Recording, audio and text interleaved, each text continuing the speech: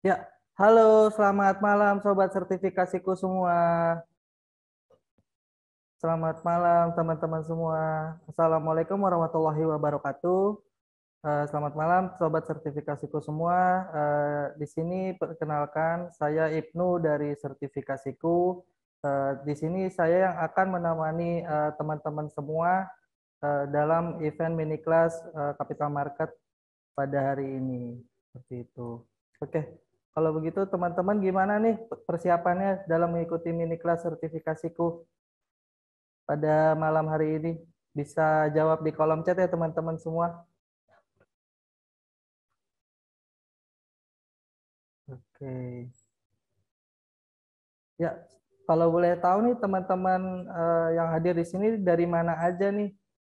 Kalau boleh saya tahu, bisa jawab di kolom chat ya teman-teman. Wah, ada dari Bekasi, ada Jember, Jakarta. Wah, banyak sekali nih dari seluruh Indonesia ya sepertinya hadir di event mini kelas pada malam hari ini. Ada dari Jawa Timur, ada dari Bali, Bogor, Tangsel, dan lain sebagainya. Wah, hebat sekali nih Sobat Sertifikasiku dari Sabang sampai Merauke hadir pada malam hari ini untuk menikmati event sertifikasiku yaitu mini kelas Capital Market. Oke, Eh, teman-teman gimana nih kabarnya pada malam hari ini? Semoga sehat selalu dan bahagia selalu ya teman-teman. Di sini saya tidak sendirian dan pastinya akan ada narasumber yang keren banget, gak kalah keren dari yang hari sebelumnya. Dan juga hari ini temanya yaitu fundamental analis. Jadi teman-teman nanti bisa menyimak materinya dan juga bisa mencatat nih beberapa materi atau eh, yang ada pada slide di event pada malam hari ini.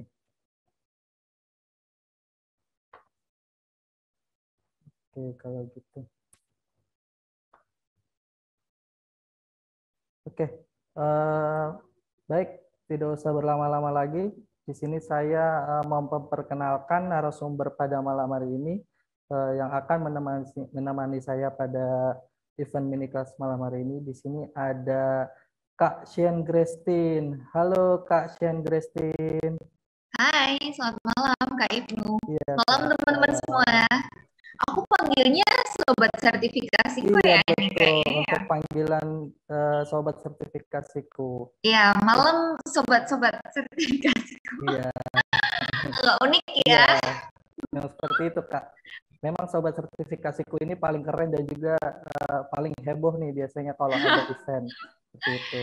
Iya, iya, mantap, mantap. Oke, kalau boleh tahu untuk panggilannya Kak Shen itu biasa dipanggil apa nih, Kak? Aku memang agak susah ya kali ya. Iya. Panggilannya Shane. Oh, Shane. Oke, mohon Iya, maaf. Salah baca nih, Kak, aku. nggak apa-apa. Oke, kalau gitu. Ya, di sini sudah ada Kak Shana, teman-teman yang akan menemani saya dan juga akan membawakan materi-materi keren nih pada malam hari ini. Nah, teman-teman juga jangan lupa kalau hari ini ada, selain ada materi, kita akan ada beberapa promo menarik, kejutan menarik, dan juga ada hadiah-hadiah menarik lainnya. Pastikan teman-teman tetap stay tune dari awal sampai mini kelas berakhir, dan juga di akhir akan ada absen. Seperti itu, teman-teman. Ya, oke. Kalau begitu, di sini aku mau memperkenalkan dulu nih ke sobat sertifikasiku. Siapa sih Kak Shen ini? Kayak gitu. Nah, di sini teman-teman ada yang udah tahu belum siapa nih Kak Shen Grestin ini? Udah tahu belum nih sobat-sobat siapa narasumber kita pada malam hari ini?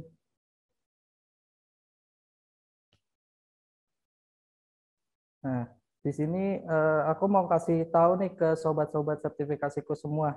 Kalau di sini kita ada narasumber yang keren banget yang bernama Kak Shane Grestin.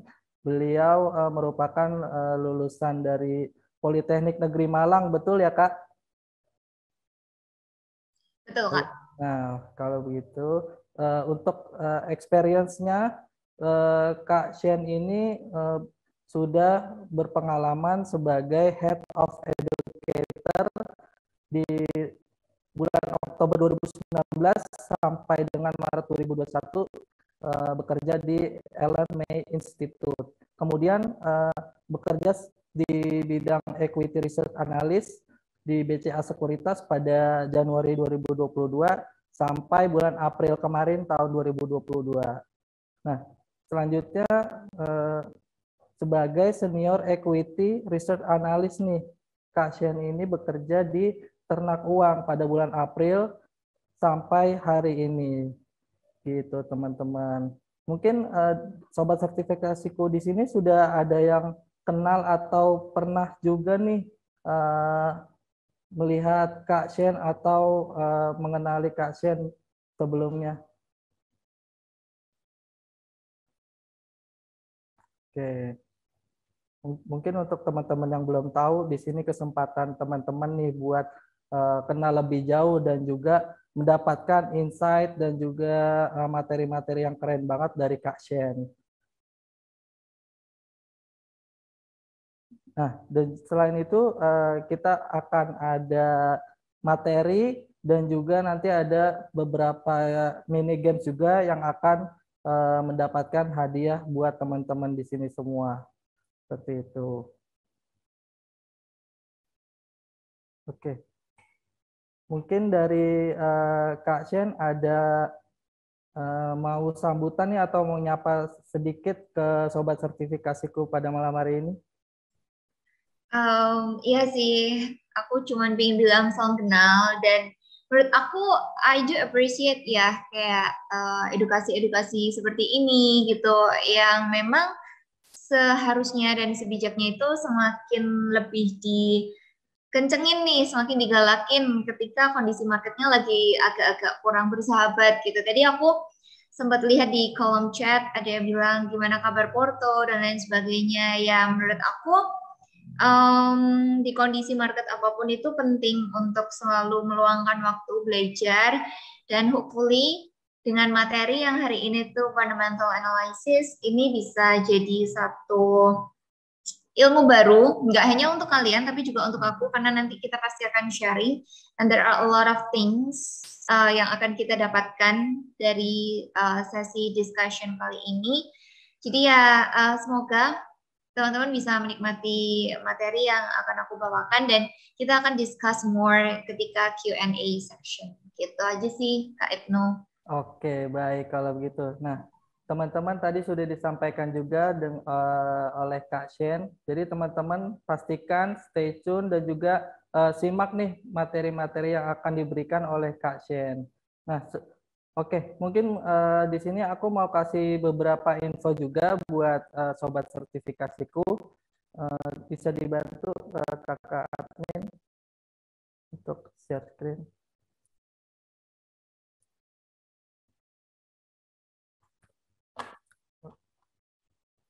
Oke, pada malam hari ini kita di hari kedua melanjutkan event mini kelas sertifikasiku yang bertemakan Start Your Journey in Capital Market Industry.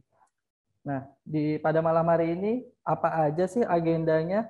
Yang pertama, Get to Know Us, yaitu Introduction to Sertifikasiku. Apa sih sertifikasiku itu? Dan kemudian ada sharing dan talk show session dengan Kak Shen yang bertemakan Fundamental Analysis. Dan terakhir ada Q&A serta ada mini game session. Nah, pasti ini teman-teman bakal hadir sampai acara selesai karena di akhir akan ada mini games, Q&A, dan juga absensi yang akan menentukan hadiah teman-teman selama kehadiran mini kelas ini berlangsung. Nah, selanjutnya di sini ada Kak Shen Grestin sebagai Equity Research Analyst di Ternak Uang. Oke, next. Apa itu sertifikasiku.com? Buat teman-teman yang belum tahu, Sertifikasiku merupakan sebuah online platform edukasi dan penyelenggara pembekalan uji sertifikasi kompetensi dengan memberikan kemudahan dalam pembelajaran melalui metode learning sehingga peserta pelatihan dapat belajar dimanapun dan kapanpun. Dan juga adanya pembelajaran tatap muka online atau webinar seperti itu. Next.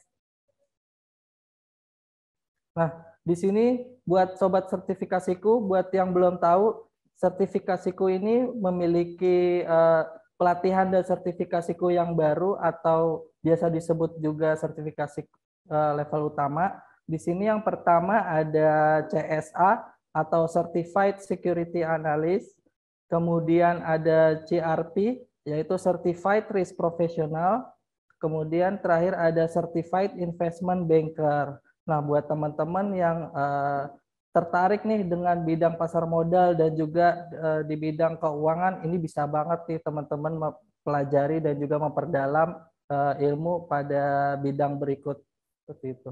Next.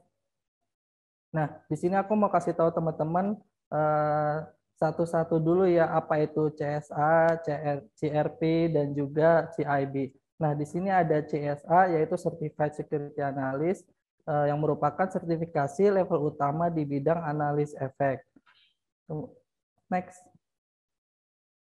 Nah, di sini juga ada unit kompetensi yang bakal kalian pelajari atau kalian dapat selama mengikuti pelatihan sertifikasi CSA ini. Mulai dari mengumpulkan data yang diperlukan dalam analisis fundamental sampai melakukan wawancara dengan media. Next. Nah, selain unit kompetensi, ini ada beberapa materi juga yang bakal kalian pelajari selama mengikuti pelatihan sertifikasi CSA ini. Yang pertama ada Code of Conduct and Regulation, Economic Analysis, sampai Manajemen Data Research. Next. Nah, setelah kalian mengikuti pelatihan sertifikasi CSA ini, kalian bakal banyak banget dapat benefit pelatihannya, yaitu pelatihan tatap muka via Zoom, terus mendapat modul pelajaran, kemudian pengajar profesional analis efek utama, sampai benefit tambahannya yaitu gratis beberapa produk online yang senilai jutaan rupiah, teman-teman.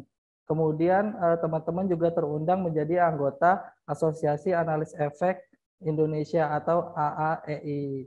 Next. Nah, selanjutnya di sini ada Certified Risk Professional. Nah, yaitu merupakan sertifikasi level utama di bidang manajemen risiko. Nah, buat teman-teman yang belum tahu, CRP ini satu level di atas dari CRA. Mungkin teman-teman udah tahu ya CRA itu apa, yaitu Certified Risk Associate atau manajemen risiko level media. Next. Nah, di sini ada unit kompetensi yang akan diujikan dalam pelatihan CRP. Mulai dari menentukan risk owner hingga melakukan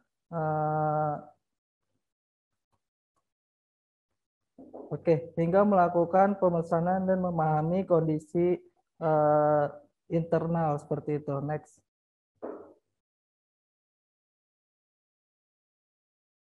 Nah, di sini ada beberapa materi pembelajaran juga yang teman-teman bakal pelajari dalam mengikuti pelatihan sertifikasi CRP. Mulai dari Introduction Manajemen Risiko sampai simulasi risk register. Jadi teman-teman nggak cuma dapat materi aja nih, teman-teman juga bisa langsung praktek untuk menjalankan risk management seperti itu. Next. Nah, di sini ada juga benefit pelatihan yang akan teman-teman dapatkan selama mengikuti pelatihan sertifikasi CRP ini, mulai dari pelatihan selama 1 bulan, modul pembelajaran, kemudian pengajar yang profesional manajemen risiko utama, kemudian ada tryout, sampai ada benefit tambahan juga nih teman-teman, yaitu mendapatkan produk yang senilai jutaan rupiah. Kapan lagi teman-teman mengikuti pelatihan sertifikasi dapat bonus lagi nih senilai sejutaan rupiah. Next. Nah, untuk yang ketiga atau yang terakhir ini ada CIB atau Certified Investment Banker. yaitu sertifikasi level utama di bidang investment banker. Next. Nah, di sini ada unit kompetensi, ada 14 unit kompetensi, mulai dari melakukan menstrukturasi modal dalam persiapan IPO. Next. Dan juga ada materi pembelajaran. Di sini materinya yaitu Introduction Investment Banker, legal aspek, sampai dengan perancangan info memo. Next. Nah, ini juga pasti dapat benefit selama teman-teman mengikuti pelatihan CIB ini. Ada pelatihan tatap muka via Zoom, modul pembelajaran, pengajar yang profesional sebagai investment banking utama, kemudian ada tryout, sampai juga mendapatkan benefit tambahan berupa kursus online yang senilai jutaan rupiah. Next. Nah, buat teman-teman di sini yang nunggu-nunggu nih, Kak, apakah ada promo pada bulan ini, atau Kak ada promo lagi nggak sih? Saya mau ikut pelatihan kayak gitu. Nah, di sini kita ada 2 promo nih, yang promo besar-besaran banget. Yang pertama itu di bulan Juni ini ada promo sebesar potongan atau diskon sebesar Rp200.000 untuk pendaftaran kelas pelatihan khusus di bulan Juni. Nah, teman-teman bisa banget nih pakai kupon promo ini untuk mengikuti pelatihan sertifikasi atau untuk meningkatkan kompetensi diri teman-teman semua. Nah, untuk promo 200K ini bisa berlaku untuk produk RSA, RTA, CRA, dan juga digital marketing ya teman-teman. Untuk informasi bisa DM di Instagram sertifikasiku atau bisa chat ke admin sertifikasiku. Nah, yang kedua ini kita ada promo bundling super hemat, yang mana promo ini berupa harga spesial dengan cicilan bunga 0% dari platform Dana Cita. Nah, Dana Cita ini sebagai partner kita nih yang support teman-teman supaya bisa mengikuti uji sertifikasi dengan mudah dengan metode cicilan seperti itu. Nah, di sini ada paket bundlingnya untuk CSA dan CRP, kemudian ada paket CSA dan CIB, lalu yang terakhir ada CRP dan CIB. Nah, teman-teman bisa banget nih bundling, langsung ambil paket lengkap pelatihannya. Dan juga di sini ada cashback senilai Rp100.000 nih buat teman-teman. Nah, untuk cashback tersebut berlaku untuk 5 user pertama yang daftar atau menggunakan metode cicilan ini, seperti itu. Next. Ya, selanjutnya ini kita ada beberapa benefit nih teman-teman.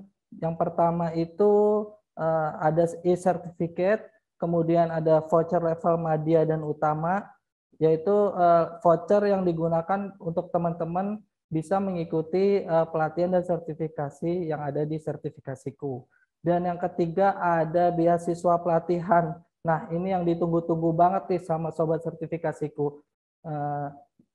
Untuk beasiswa akan dijelaskan nanti ya di akhir teman-teman, dan juga jangan lupa teman-teman hadir dari awal sampai akhir sesi serta dari hari pertama sampai hari keempat mini kelas capital market ini. Oke, next. Nah, oke, sebentar lagi kita akan segera dimulai nih materi dari Kak Syani. Teman-teman pasti udah nggak sabar banget kan untuk apa aja nih materi yang akan di-share dari Kak Syani. Yang pertama itu teman-teman siapkan catatan untuk mencatat materi dan juga mencatat poin-poin penting nih dari acara mini kelas ini, serta mencatat banyak banget kejutan dari sertifikasiku. Kemudian pastikan jaringan kalian stabil dan juga konsentrasi nih, supaya ilmu dan materi dari Kak Syarni bisa kalian pelajari dengan baik, dan juga kalian bisa menyimak kejutan-kejutan atau hadiah yang ada pada mini kelas malam hari ini. Next. Nah, sebelumnya sudah saya singgung ada beasiswa buat sobat sertifikasiku. Di sini ada beberapa syarat atau cara yang bisa kalian lakukan untuk mendapatkan beasiswa dari sertifikasiku. Untuk beasiswanya berupa akses pembelajaran, RSA dan RTA yang senilai 2 juta rupiah untuk 2 pemenang, sobat. Dan yang kedua berupa voucher potongan harga jutaan rupiah untuk kelas RSA, RTA, CRA, CSA, CRP, dan CIB. Nah, syaratnya apa aja sih Kak untuk mendapatkan beasiswa ini?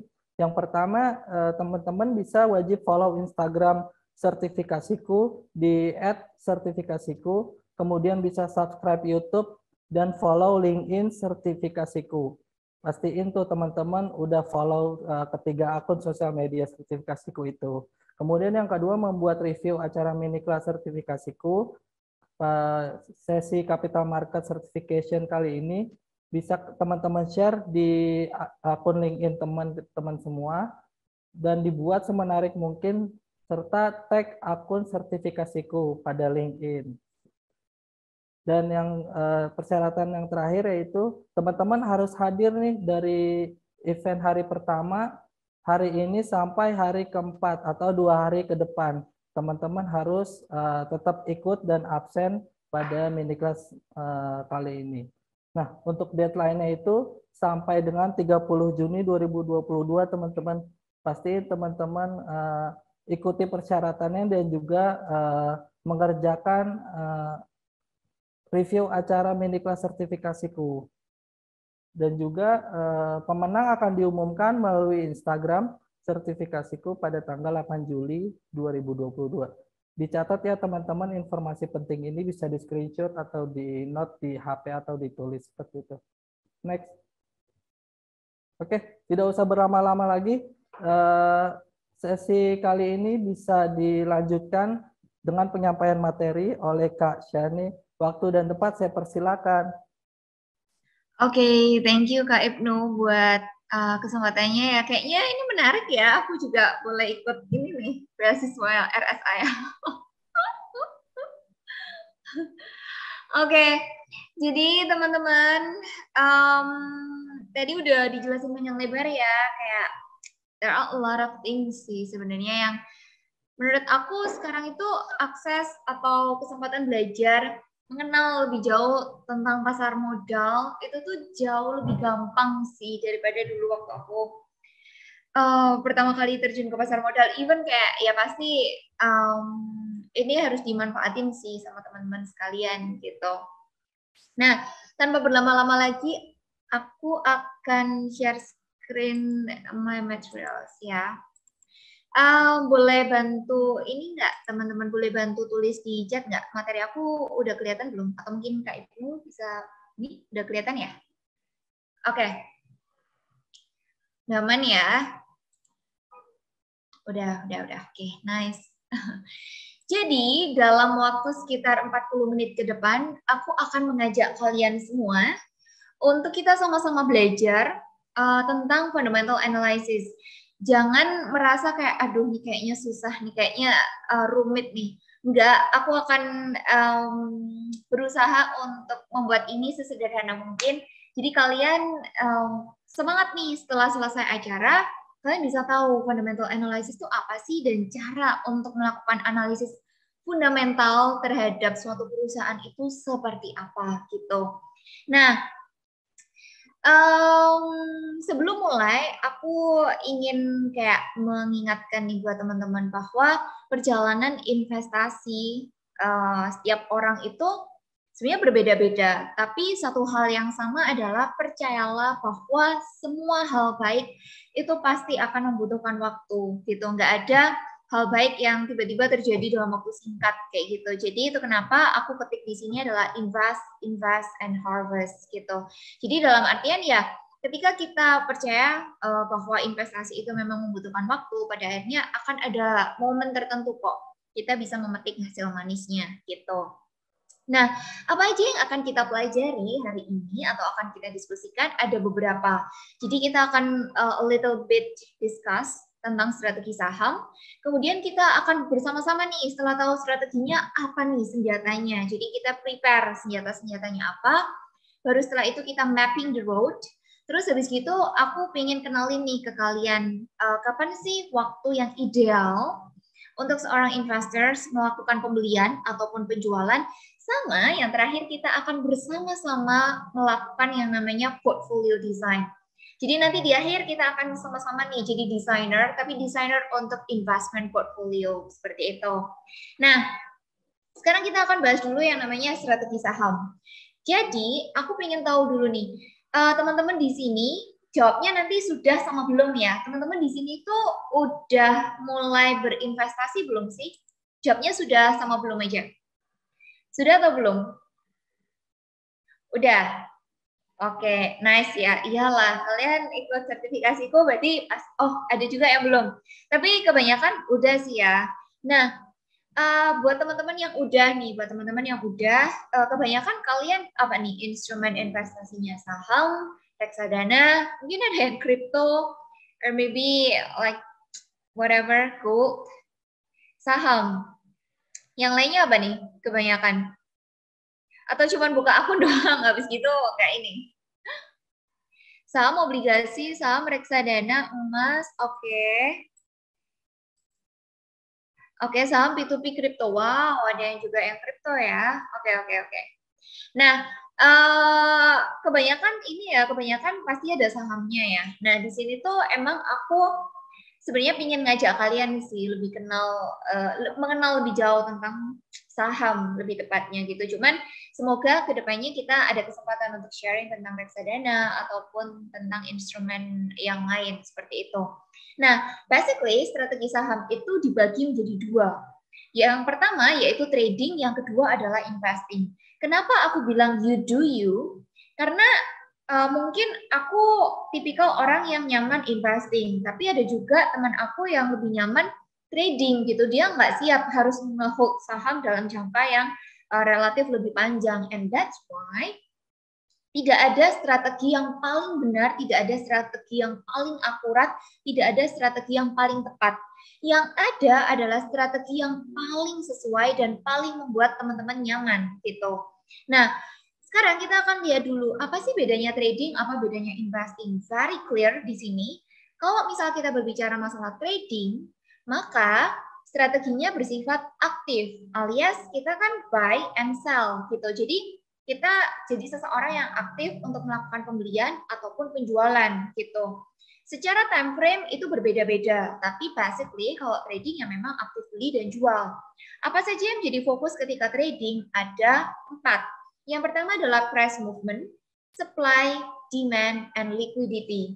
Jadi seorang trader itu tuh akan relatif lebih fokus kepada pergerakan harga sahamnya yang dipengaruhi oleh demand atau permintaan atau dorongan beli, dan juga supply atau dorongan jual, sama yang pasti adalah likuiditas. Karena dengan adanya likuiditas ini, maka itu akan memudahkan seorang trader untuk masuk dan juga keluar. Jangan sampai seorang trader itu beli saham yang tidak terlalu liquid atau bahkan likuiditasnya terlalu kecil, dia beli dalam jumlah besar, pada akhirnya beli gampang, nggak bisa jual. Masuknya gampang, nggak bisa keluar. Jangan sampai kayak gitu. So that's why liquidity is really important for a trader. Kayak gitu. Nah, menyambung tadi aku sempat mention bahwa strategi trading ini relatif adalah strategi aktif. Maka time horizon-nya juga relatif lebih singkat gitu. Dan tujuan utamanya adalah mendapatkan capital gain. Jadi capital gain itu adalah ya selisih antara harga beli dengan harga jual. Aku beli di 50, aku jual di 80. Aku beli di 100, aku jual di 200. Itu adalah fokus orang trader. Sedangkan dividen itu hanyalah bonus, jadi bukan tujuan utama. Meanwhile, kalau kita berbicara masalah investing, it's also very clear bahwa investing ini kecenderungannya adalah strategi pasif. Dalam artian ya kita buy dan hold itu untuk jangka waktu yang relatif lebih lama daripada trading gitu. Mungkin teman-teman kepikiran nih, oh Warren Buffett, kemudian Lok Keng Hong, dan beberapa nama investor legendaris lainnya. Berarti prinsipnya investor itu adalah buy and hold forever. For me, it's not that kind of principles gitu. bukan berarti kita jadi seorang investor tuh nggak boleh jual sahamnya, enggak gitu. Tapi lebih ke arah time horizon yang memang lebih panjang gitu dibandingkan dengan trading. Karena dalam investing fokusnya itu tuh jauh berbeda dengan trading. Fokus ketika investing itu tuh ada 4 juga. Yang pertama adalah bisnis, model bisnisnya seperti apa. Yang nanti aku akan bahas kayak checklistnya apa aja sih yang harus dilihat ketika kita menganalisis sebuah model bisnis. Kemudian yang kedua adalah manajemen alias orangnya, alias nakoda. Jadi ibarat kata perusahaan itu kapal. Manajemen ini adalah nakodanya yang akan mengarahkan kapal ini mau ke kiri, ke kanan, lurus kemana. Itu tuh manajemen is very important. Jadi itu kenapa kita akan memperhitungkan kualitas manajemen di dalam analisis, di dalam investasi seperti itu. Kemudian yang pasti adalah prospek perusahaan ini ke depannya mau seperti apa, dan yang terakhir adalah valuasi. Jadi, mungkin teman-teman yang sempat atau pernah mendengar tentang analisis fundamental dan fokusnya yang ada di pikiran adalah, aduh, valuasi saham ini berapa, harga wajarnya berapa, gimana caranya, metodenya seperti apa. Menurut aku, hal tersebut penting, tapi bukan menjadi pertimbangan utama atau hal yang paling bikin teman-teman rumit gitu. Yang paling penting adalah 3 pertama, bisnis, manajemen, prospek. Valuasi itu tuh akan mengikuti ketiga hal yang pertama kali aku sebutkan, bisnis, manajemen, prospek itu gitu. Terus tujuan utamanya apa? Tujuan utama sebenarnya adalah dividen kalau seorang investors, karena investors itu merasa bahwa aku sudah melakukan analisis secara cukup mendalam terhadap sebuah perusahaan, aku percaya prospek bisnisnya, kemudian aku hold saham tersebut, it means perusahaan harus menghargai usahaku, kesabaranku untuk nge-hold saham dengan memberikan dividen gitu. Jadi basically secara ilmu dasarnya, secara teori dasarnya memang yang diharapkan adalah dividen. Tapi ya namanya saja investors, pasti yang diinginkan adalah keduanya, dividen dan juga capital gain. Karena ketika perusahaan itu memang bagus, perusahaan itu memang memiliki prospek yang sangat cerah, maka harga sahamnya pun akan diapresiasi oleh investors, dan itu yang mendorong kenaikan harga sahamnya seperti itu. Jadi sekarang kalian coba berkaca ke diri kalian masing-masing.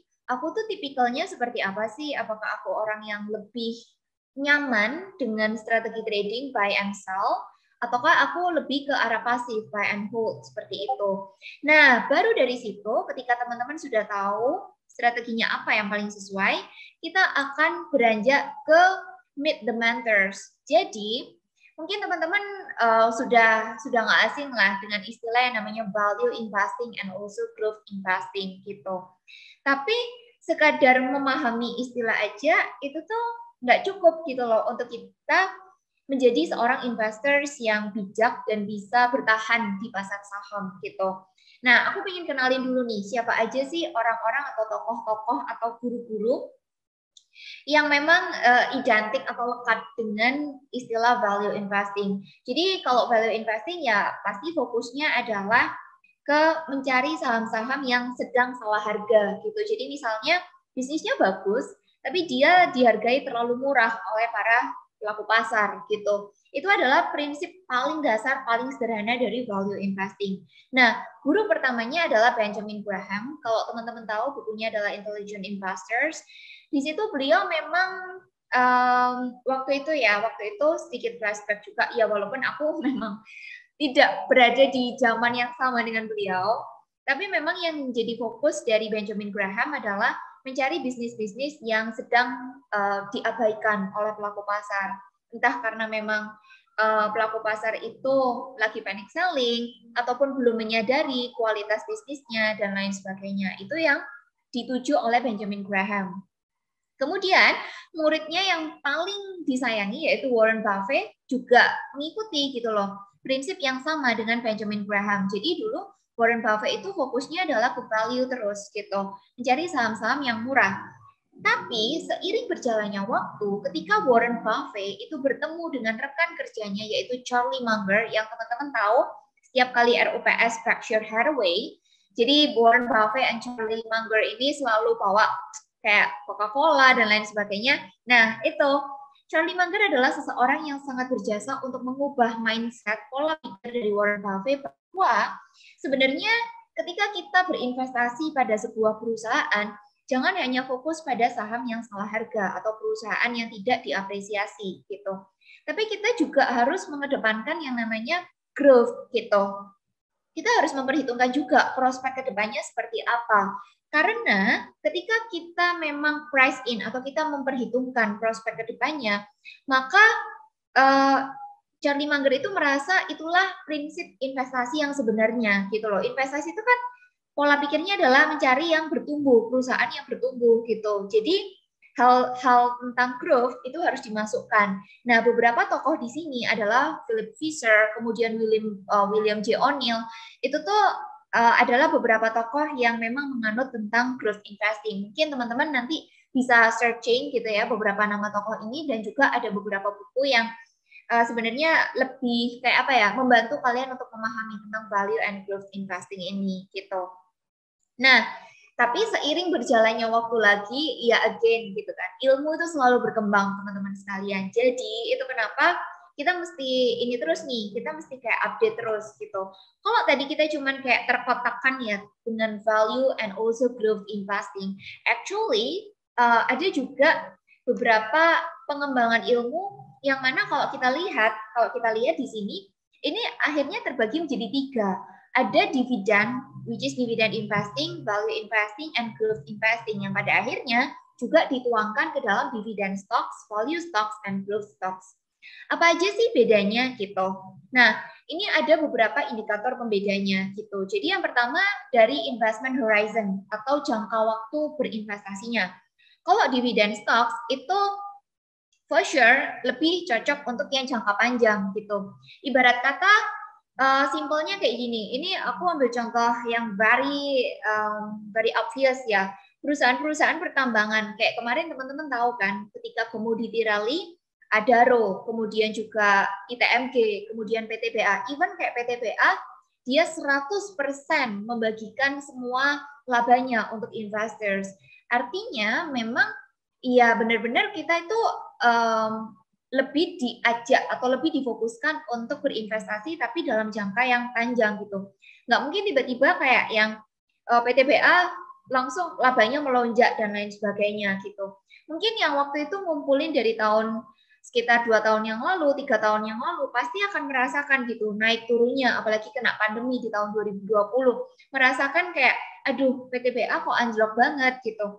Tapi dengan adanya investment horizon atau investment time frame, jadi time frame untuk investasinya, dan dia memang tahu itu untuk jangka panjang dividen, ya pada akhirnya 2022 ini membuahkan hasil yang sangat manis, di mana dividen yield-nya aja, ini dividen doang loh teman-teman, itu 16%, belum ketambahan capital gain-nya yang berpuluh-puluh persen, so you can imagine gitu. Penantian itu pasti juga berbuah manis gitu. Kemudian kalau value stock ini for sure mid to long term, sedangkan growth juga sama mid to long term gitu. Nah, kalau kita berbicara masalah risk level, sebenarnya ini yang berbeda. Kalau dividend stocks itu memang relatifnya rendah secara risiko. Kenapa? Karena perusahaan-perusahaan yang rutin membagikan dividen adalah perusahaan yang memang secara umurnya itu tuh sudah mature, dia sudah settle, cash flow-nya sudah positive, always generate revenue and also net profit gitu. Jadi itu kenapa mungkin teman-teman kalau misal penasaran apa aja sih perusahaan-perusahaan yang rutin membagikan dividen, teman-teman bisa lihat langsung di webnya Bursa Efek Indonesia, which is di idx.co.id, langsung klik data pasar, kemudian klik indeks saham. Di situ nanti teman-teman akan menemukan yang namanya IDX High Div 20.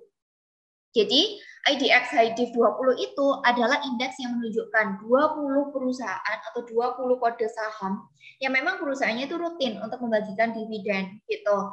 Kemudian kalau kita berbicara masalah value stocks, dia memang relatif risikonya medium, sedangkan growth itu memang high risk. Kenapa demikian? Karena biasanya growth stock ini didominasi oleh perusahaan-perusahaan yang memang baru bertumbuh atau baru berkembang, atau juga perusahaan yang kecil kemudian dia rutin melakukan ekspansi dan bertumbuh. Itulah kenapa ketika dia melakukan ekspansi ada dua resiko. Resiko kalau gagal dan juga keuntungan kalau berhasil. Kalau gagal ini ya berarti kayak ya investors harus menyadari gitu bahwa harapannya untuk perusahaan ini bertumbuh itu nggak bisa terrealisasi. Jadi itu kenapa risikonya lebih tinggi. Sedangkan kenapa value stocks ini risikonya lebih medium? Karena again gitu, kita mencari perusahaan-perusahaan yang salah harga. At least setidaknya dia secara valuasi itu relatif murah dibandingkan dengan growth stock yang valuasinya relatif mahal alias overvalue seperti itu.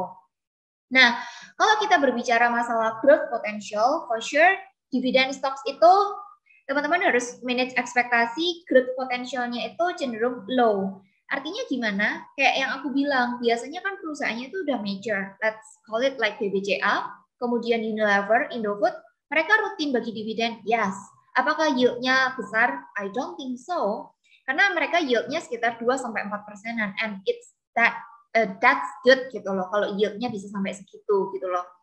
Itulah kenapa ketika mereka sudah sangat-sangat major, kita tidak bisa mengharapkan pertumbuhan yang luar biasa lagi. Jadi yang ditawarkan oleh mereka adalah sifat defensif atau bikin investors nyaman gitu, bikin investors tenang lah gitu. Itu yang ditawarkan oleh perusahaan-perusahaan dengan kemampuan membagi dividen secara rutin. Sedangkan untuk yang value, secara growth potential relatif masih medium, sedangkan yang growth ya luar biasa, super tinggi gitu. Terus untuk market cap, usually untuk growth stock ini small until large. Jadi mostly sih aku nemunya lebih ke small cap sih gitu. Kemudian kalau ya tadi aku udah bilang pay dividend, kalau growth stock jarang dia bagi dividen. Kenapa? Karena labanya diputar, dipakai untuk ekspansi instead of dipakai untuk distribusi dividen gitu. Kalau example-nya ya sebenarnya value and growth stock ini dari banyak industri gitu. Jadi semoga teman-teman paham ya di sini perbedaannya apa. Anyway, kalau seandainya teman-teman itu pengen tahu atau pengen mencari saham-saham apa ya sekiranya yang masuk ke dalam kategori value or growth, sekarang sudah lebih dipermudah sih karena dari IDX sendiri atau BEI sendiri itu sudah provide yang namanya IDX Value 30 sama IDX Growth 30. Jadi itu 30 perusahaan yang valuasinya masih murah dan 30 perusahaan yang secara growth konsisten untuk bertumbuh. Jadi teman-teman bisa cari di situ apa aja gitu. Kemudian baru dianalisis. Nah, sekarang kita akan lanjutkan. Jadi tadi kita sudah tahu strateginya apa, jenis atau metode investingnya apa aja. Sekarang kita akan bersama-sama prepare the weapons atau senjatanya apa gitu. Nah, basically senjatanya itu ada dua. Yang pertama adalah top down, sama yang kedua adalah bottom up. Ini juga sama, prinsipnya cukup simple. Jadi ibarat kata top to down ya, dari atas ke bawah. Nah, aku selalu sebut ini adalah helicopter view karena kita akan mengamati nih. Ibarat kata teman-teman dari atas pesawat itu kan melihat segala sesuatu itu kecil banget di bawah gitu kan. Nah, itulah kenapa kita melihat dulu dari lapisan yang besar yang kita sebut dengan makroekonomi, di mana di dalam makroekonomi ini terdapat banyak sekali indicators.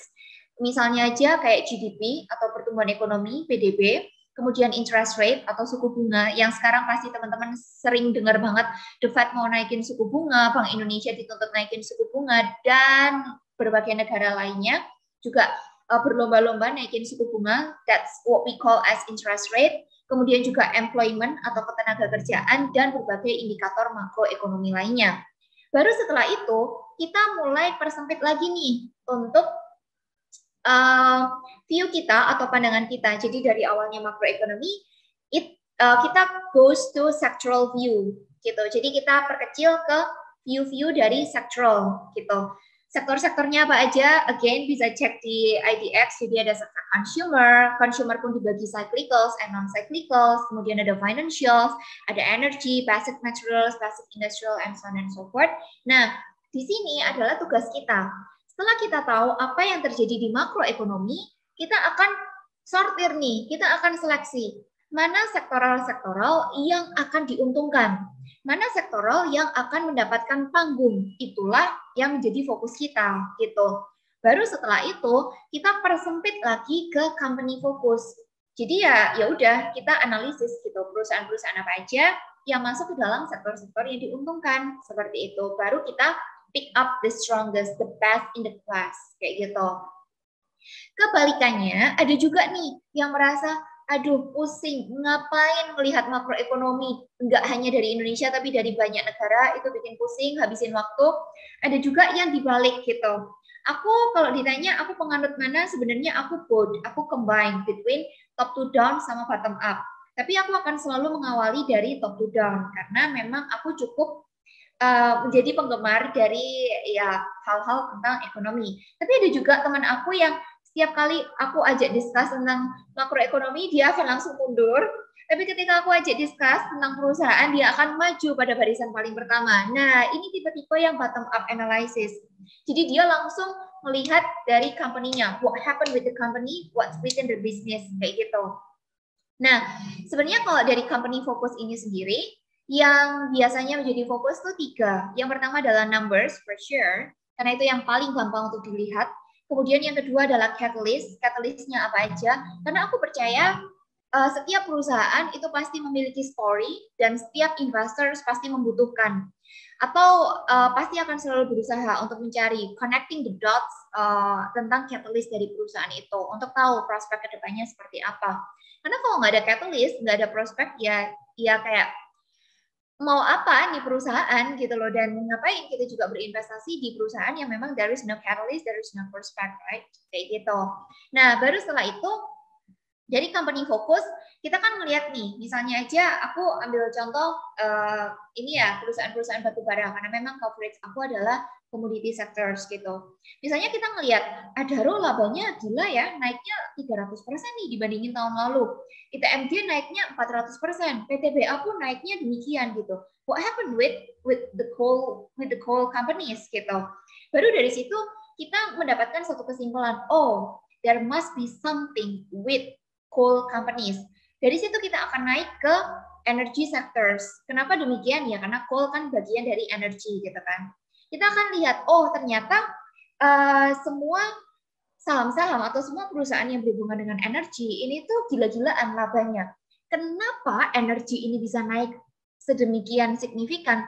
Baru kita akan naik lagi ke makro and mikro. Oh ternyata ada energy crisis, di mana ini terjadi akibat pasokannya terhambat, tapi permintaannya banyak akibat adanya perang Russia and Ukraine and so on and so forth gitu. Jadi itu dibalik gitu. Kalau ditanya lebih gesit mana, to be honest ya lebih gesit yang bottom up karena dia pasti akan langsung lihat company-nya gitu. Cuman menurut aku lebih baik kita bisa combine. Jadi kita tahu what happened with the company dan juga what happened with the current macro economy kayak gitu. Nah, setelah kita tahu weapons-nya apa aja, which is adalah top to down dan juga bottom up, sekarang kita adalah mapping the road gitu. Mapping the road ini maksudnya gimana? Tadi kan seperti yang aku bilang ya di awal ya, there are a lot of stocks gitu sebenarnya yang ada di Bursa Efek Indonesia. Mungkin ya sekarang udah 800-an ya. Kalau kita tambahin juga sama waran dan lain sebagainya gitu. Nah, ini ada beberapa jenis stocks gitu. Jadi ada yang kita sebut dengan blue chip, which is itu biasanya adalah kapitalisasi pasarnya besar, kemudian dia juga solid banget secara kualitas fundamentalnya. Terus habis itu ada juga nih saham yang kita klasifikasikan sebagai dividen yang aku bilang, dia rajin bagi dividen, rutin, kayak gitu. Ada juga yang defensif, jadi dia itu mau marketnya sevolatile apapun, dia pasti ada pengaruh, tapi nggak yang terlalu naik turunnya nggak yang terlalu berlebihan seperti itu. Kemudian ada yang growth, jadi pertumbuhannya luar biasa. Cyclical, jadi dia pergerakannya mengikuti siklus ekonomi. Ekonomi bagus, dia bagus. Ekonomi lesu, dia juga ikut lesu. Kembali lagi seperti itu yang kita sebut dengan cyclical. Dan yang terakhir adalah penny stocks. Jadi penny stocks ini ya memang saham-saham yang kapitalisasi pasarnya kecil. Biasanya memang market cap-nya tidak terlalu besar juga dan ya lebih difokuskan lah untuk keperluan trading aja gitu.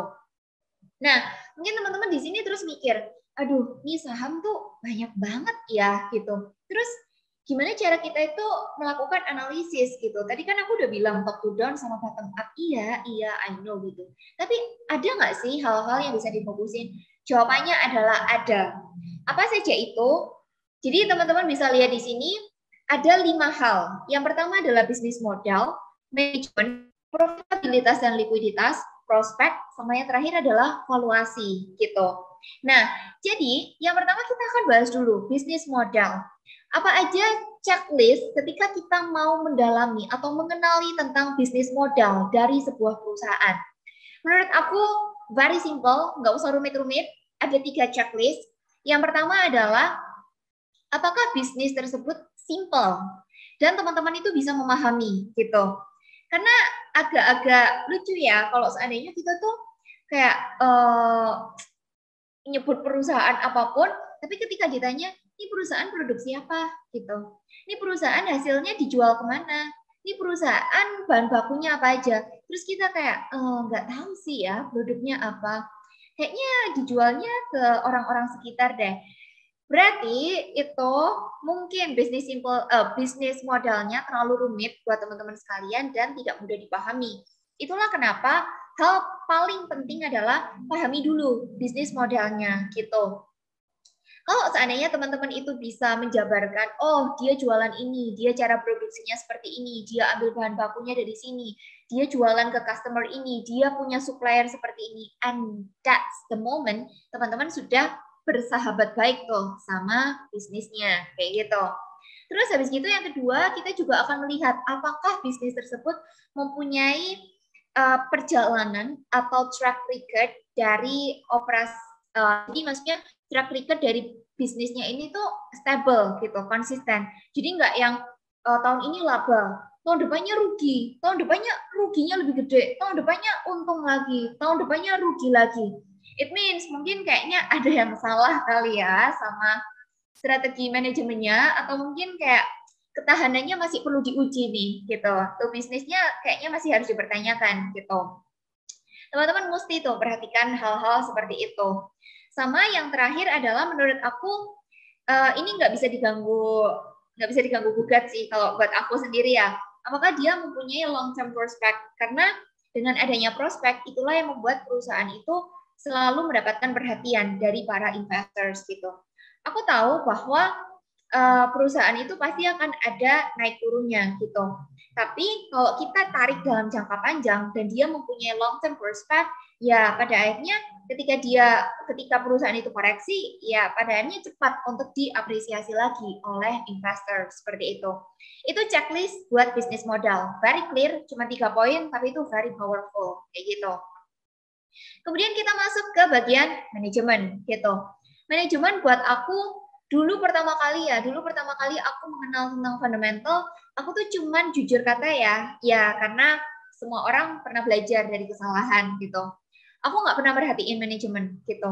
Karena buat aku kayak ya kamu pasti ditunjuk jadi manajemen, it means you are a good person, you are a smart person, right? Nggak mungkin kamu nggak kompeten tapi ditunjuk gitu jadi pemimpin gitu. Jadi aku cuman fokus ke numbers. Itu dulu pertama kali aku kenal tentang analisis fundamental gitu. Tapi seiring berjalannya waktu, aku pernah punya pengalaman investasi juga di perusahaan yang aku nggak cek manajemennya seperti apa. Ternyata manajemennya itu juga kurang baik strateginya, dan dari setiap personilnya itu kurang berintegritas. Jadi kayak mereka jual kepemilikan sahamnya, dan ya to be honest kayak kalau seandainya manajemennya aja ngejual gitu, it means there must be something yang agak fishy atau agak kurang bagus nih gitu. Nah itu kenapa menurut aku manajemen itu tuh juga sangat-sangat penting gitu. Kalau manajemennya baik, trust me, perusahaan yang jelek pun itu akan menjadi baik, dan perusahaan yang baik akan menjadi semakin baik di tangan orang yang tepat kayak gitu. Nah, jadi apa aja yang difokuskan ketika manajemen, yaitu track recordnya seperti apa di tempat kerja sebelumnya, kemudian strateginya dari board of directors and board of commissioners, kemudian apakah manajemen ini memiliki pola pikir yang rasional, dan biasanya karena kita sebagai investor yang unyu-unyu retail gitu ya, mungkin akses kita terhadap manajemen itu terbatas gitu. Kita mungkin, aku aja sebagai seorang analis, aksesnya cuma bisa sampai ke investor relations gitu. Mostly cuma sampai ke IR, nggak bisa sampai yang ke manajemen dan lain sebagainya. Nah, gimana cara kita menganalisis? Aku simple dari corporate action. Karena corporate action itu akan mencerminkan bagaimana kualitas dan strategi yang diambil oleh setiap personil di manajemennya seperti itu. Jadi itu yang bisa teman-teman perhatikan gitu. Selanjutnya kita akan berbicara masalah profitability atau kemampuan perusahaan untuk memperoleh laba. Apa aja yang menjadi fokus? Yang pertama pasti sales growth-nya. Nah, kalau kita berbicara masalah sales atau penjualan, itu tuh simple, cuma ada dua faktor. Yang pertama adalah seberapa banyak yang dijual, alias kita sebutnya yaitu volume, sama berapa sih harga jualnya atau kita sebut dengan selling price. Ini yang selalu diperhatikan ketika kita berbicara masalah sales, especially sales growth gitu. Nah, dari sales growth ini itu tuh kan banyak teman-teman yang bisa kayak kita pecah-pecah lagi.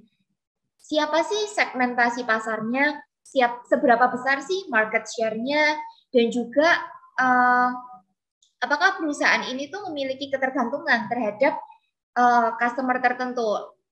Let's say kayak ini contoh aja ya teman-teman, ini contoh aja, bukan kayak oh berarti habis itu beli saham itu enggak gitu.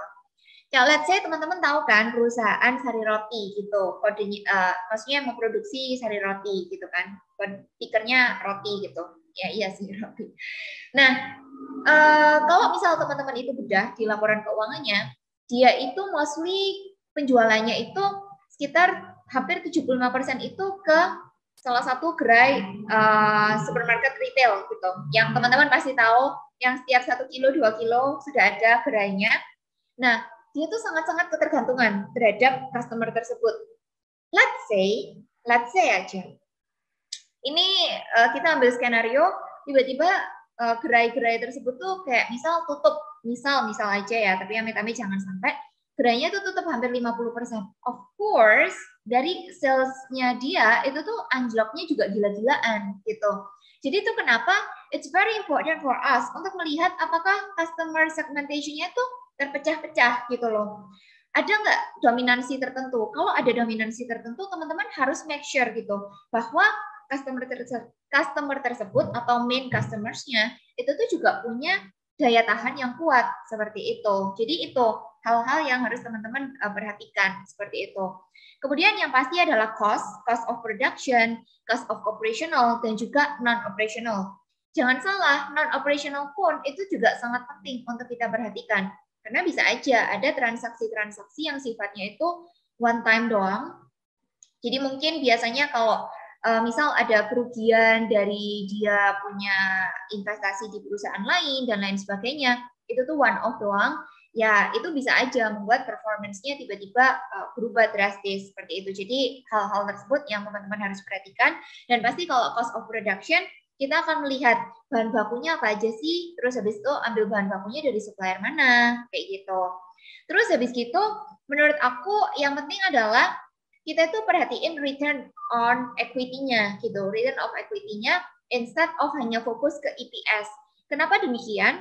Karena EPS itu teman-teman tahu kan banyak gitu pengaruh, banyak faktor yang mempengaruhi. Maksudnya seperti apa? Pembaginya dari EPS itu kan teman-teman tahu kan dari earning dibagi dengan jumlah saham yang beredar gitu kan. Which is jumlah saham yang beredar ini kalau seandainya perusahaan melakukan buyback, jadi maksudnya saham yang beredar di masyarakat semakin kecil, ini kan EPS-nya tampak akan juga semakin gede gitu. Nah, itu yang harus teman-teman perhatikan, karena itu bisa aja jadi bias. Jadi itu kenapa aku biasanya selalu melihat di ROE-nya instead of EPS-nya, kayak gitu. Terus habis gitu, yang pasti adalah kita mencari perusahaan yang memiliki margin tebal, alias ya kalau bisa selain tebal juga selalu bertumbuh gitu.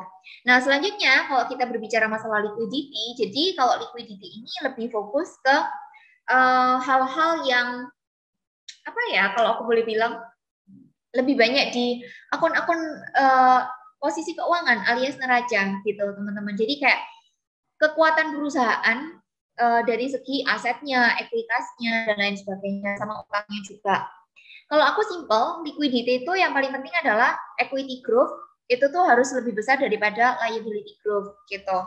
Terus perusahaan ini memiliki kemampuan untuk melunasin hutangnya juga. Dan kalau kita ada pelanggan-pelanggan, which is kita sebutnya dengan account receivable, piutang dagangnya ini juga harus bisa ditagih. Jangan sampai piutangnya asetnya kelihatan besar, ternyata itu tuh paling gede piutang, ternyata piutangnya kalau di breakdown banyak yang macet. Itu sama aja bohong sih sebenarnya. Karena yang dibutuhin ya aset yang bisa memang diputar terus kayak gitu. Jadi bukan macet di account receivable alias di piutang dagangnya kayak gitu. Sama yang terakhir adalah prospek. Jadi kalau prospek ya kita akan fokus ke 3 hal ini. Key drivers-nya apa aja in the futures gitu. Misal apakah ada potensi untuk harga barangnya naik, ataukah volumenya bisa bertambah, volume produksi dan volume penjualannya. Kemudian apa aja sih inisiatif baru, roadmap, partners baru, atau mungkin ada bisnis lain yang baru, segmen bisnis yang dikembangkan dan lain sebagainya. Sama yang pasti roadmap boleh bagus, tapi eksekusi yang cakep itu juga sangat diperhatikan oleh para investors kayak gitu.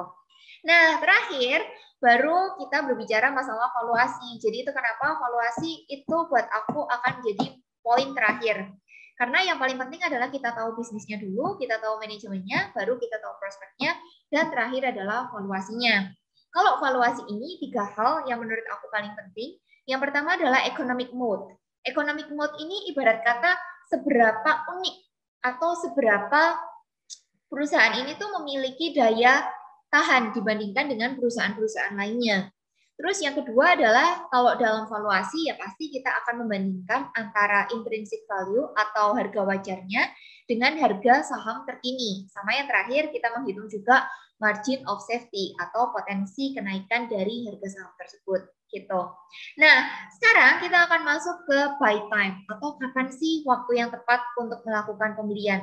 Basically, strateginya cuma ada 2.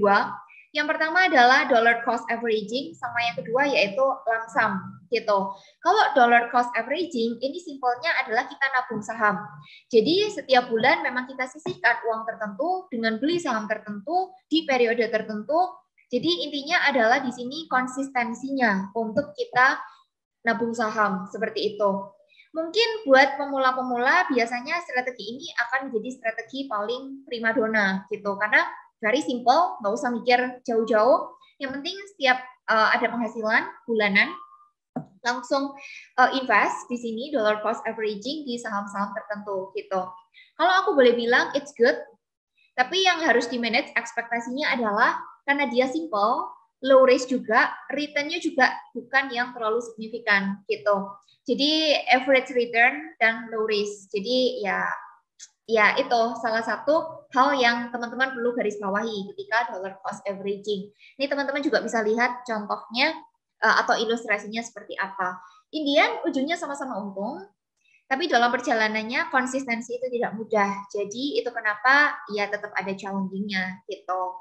Terus yang kedua adalah lump sum. Kalau lump sum itu tuh memang lebih beresiko. Karena ibarat kata, misal aku punya peluru alias amunisi sebanyak 100 juta. Kalau dollar cost averaging, itu tuh bisa aku bagi 5, 5, 5, 5, 20 kali. 10, 10, 10, 10 kali gitu.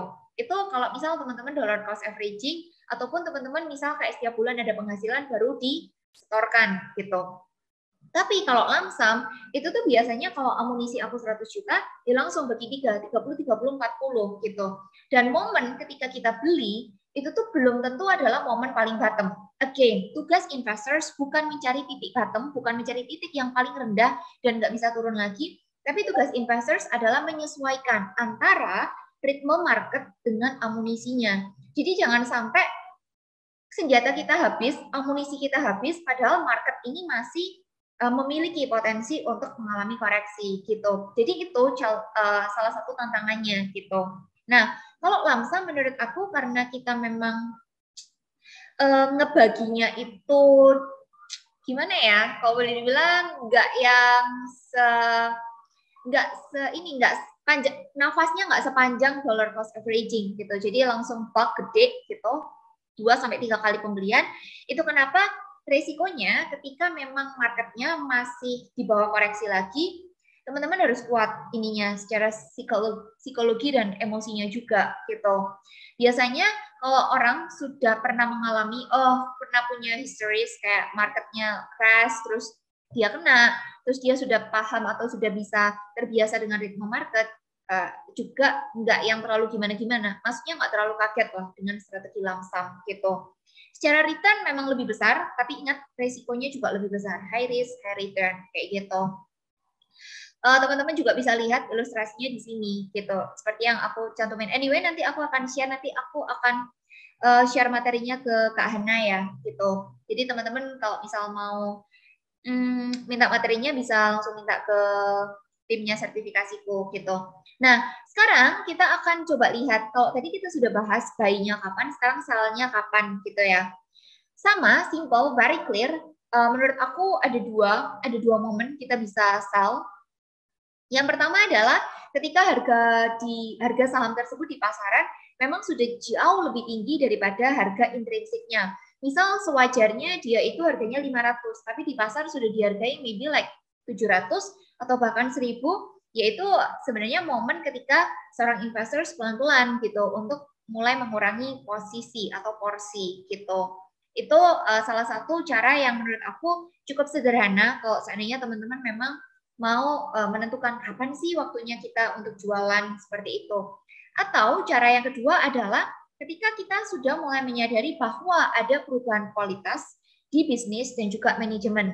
Nah, ini ada beberapa contoh misalnya, contohnya aja kayak utangnya terlalu besar, kemudian manajemennya tiba-tiba mundur without any clear reason, kemudian juga secara bisnisnya dia itu nggak bisa bertahan dan lain sebagainya. Intinya kita sudah tidak melihat adanya ketangguhan dari bisnis tersebut dan juga kemampuan manajemen untuk menyelamatkan perusahaan.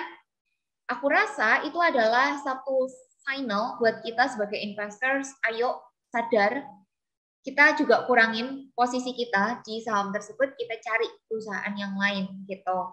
Jadi itu menurut aku yang jadi salah satu momen gitu.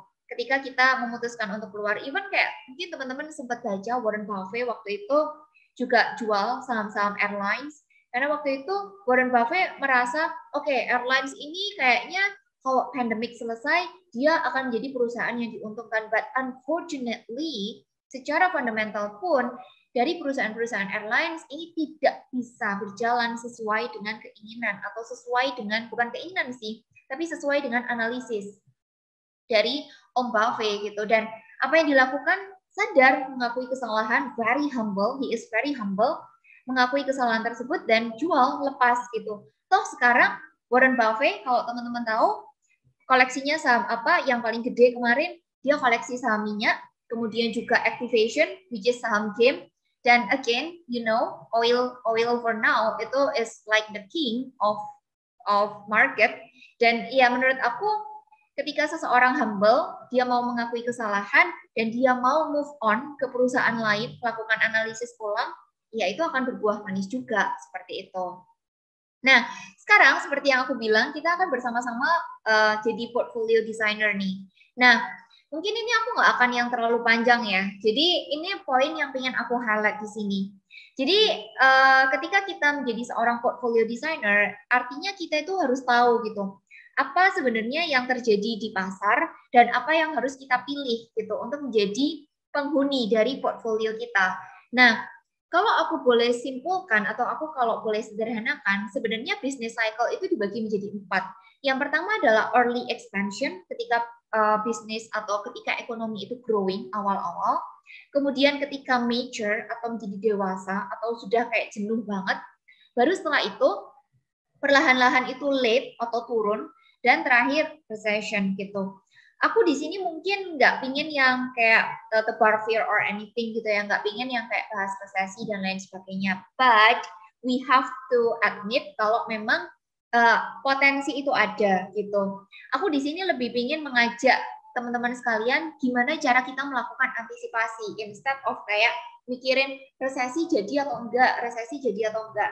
It will be wiser, it will be better untuk kita prepare nih kalau seandainya resesi, what should I do? What should I choose? Kayak gitu. Nah, di sini aku akan fokus ke yang dua bagian terakhir, yaitu late expansion and also recession. Kenapa late expansion? Karena kalau kita lihat dari beberapa negara, Itu tuh misalnya kayak negara maju, US, and then China, and then like Australia, UK, dan lain sebagainya, itu tuh secara pertumbuhan ekonomi mereka sudah mulai slowing down gitu. Secara consumer spending, itu tuh sebenarnya nggak sekuat di tahun lalu. Secara penjualan rumah, penjualan otomotif, dan lain sebagainya, itu tuh juga sudah mulai turun. Itulah kenapa kita sebutnya dengan late expansion. Ditandainya apa aja? Yang pertama yaitu economic growth slows, jadi melambat. Kemudian interest rate may be higher, jadi suku bunganya naik gitu. Terus habis gitu inflation-nya juga naik, which is sama-sama kita tahu setiap negara hampir semuanya itu berjuang melawan inflasi sekarang ini, dan apa yang sebijaknya kita perhatikan atau kita pilih yaitu yang pertama consumer staples. Jadi memang perusahaan-perusahaan consumer yang sifatnya defensif gitu. Jadi kondisi apapun barang-barangnya selalu dibutuhkan oleh orang-orang gitu. Kemudian yang kedua adalah energi, karena again energi adalah one of the best choice untuk mengatasi inflation. Kemudian financial karena juga memang selalu dibutuhkan. Healthcare karena memang sifatnya ya quite defensive. And then materials, dan yang terakhir adalah real estate gitu. Jadi ya berbicara property and so on and so forth. Nah, ketika recession ini benar-benar terjadi, yang ditandai dengan economic activity itu nggak lagi melambat, tapi benar-benar terkoreksi sampai ke kondisi negative zone. Kemudian jobs itu tuh orang-orang yang punya pekerjaan itu semakin sedikit, jadi tingkat pengangguran tinggi. Terus interest rate itu tuh mungkin perlahan-lahan mulai ada sedikit penurunan gitu. Nah, kita di sini tuh tetap stay defensive instead of being offensive gitu. Jadi pilihannya enggak yang terlalu jauh, which is tetap di consumer staples, healthcare, dan utilities. Cuman kalau aku boleh sesuaikan dengan kondisi di sekarang ini ya, kondisi di Indonesia, especially IHSG, mungkin teman-teman bisa kayak memperhatikan like consumer staples, kemudian telecommunication and tower karena memang sifatnya quite defensive, kemudian energy, terus perusahaan-perusahaan yang punya revenue solid dan net profitnya juga terus bertumbuh, sama yang pasti adalah cash flow-nya juga positif, terus dividen, fatty dividend names, jadi perusahaan yang memiliki kemampuan untuk berbagi dividen, sama utilities. Utilities itu maksudnya apa? Kayak misalnya penyedia listrik dan lain sebagainya, itu kan very defensive banget kayak gitu. Nah, ini adalah contoh. It's only example ya, teman-teman. It's only example. Kalau seandainya teman-teman itu mau mengatur, maka teman-teman utamakan yang defensif ini lebih gede instead of yang cyclicals, apalagi yang small caps gitu. Jadi mungkin kalau defensif, you can call it like mungkin banks, and then tower, and then like consumer staples. Kemudian perusahaan-perusahaan yang valuasinya juga masih terdiskon. Karena itu yang akan memberikan satu keamanan tersendiri buat portfolio teman-teman. Karena dia pasti akan limited banget secara penurunan. Terus commodity names gitu. Kalau seandainya teman-teman mau stick to cyclicals and growth, apakah boleh? Boleh, tapi very selective dan harus benar-benar dilihat perusahaannya apa aja, dianalisis gitu. Jadi kalau buat aku cyclicals yang menurut aku masih menarik adalah yang dia itu diuntungkan dari reopening dari lockdown gitu. Jadi kan kemarin-kemarin Indonesia juga lockdown. Kalau seandainya sekarang kita ngelihat PPKM udah benar-benar longgar ya teman-teman. Ya reopening bakal perusahaan yang diuntungkan dari reopening tuh bakal diuntungkan. Let's call it like retail, poultry, and so on and so forth. Dan kalau small caps yaitu lebih hanya untuk peluang trading aja gitu. Itu contoh untuk portfolio management gitu ya. Again tadi aku udah kasih ya clue-cluenya apa aja sektor yang harus diperhatikan ketika late expansion and also recession. Dan sebagai closing karena aku melihat aku kayaknya terlalu cerewet ya di sini teman-teman, kayaknya overtime. Jadi aku pingin ngajak teman-teman satu hal yang paling penting. Tadi kita udah belajar masalah strategi saham, kemudian top down analysis, bottom up, terus belajar jenis-jenis saham, sampai cara kapan momen beli, kapan momen jual, sampai tadi portfolio designer. Itu semua akan percuma, itu semua akan useless kalau kita tidak memiliki mindset yang sehat sebagai seorang investors.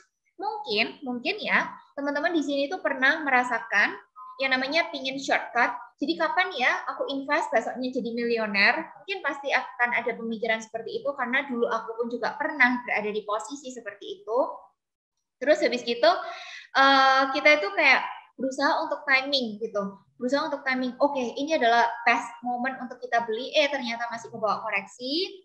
Terus habis gitu kita itu dengan adanya banyak pilihan, pada akhirnya ragu mana yang mau dipilih. Terus habis gitu terlalu percaya diri dan juga kita tuh nargetin gitu. Tahun ini aku harus keuntungannya 20%, tahun depan harus 30%, tahun depannya lagi harus berapa puluh persen. Pasti hal-hal seperti itu pernah kita alami bersama-sama. Bahkan sampai sekarang pun aku pernah mengalami hal tersebut. So, it's normal, teman-teman.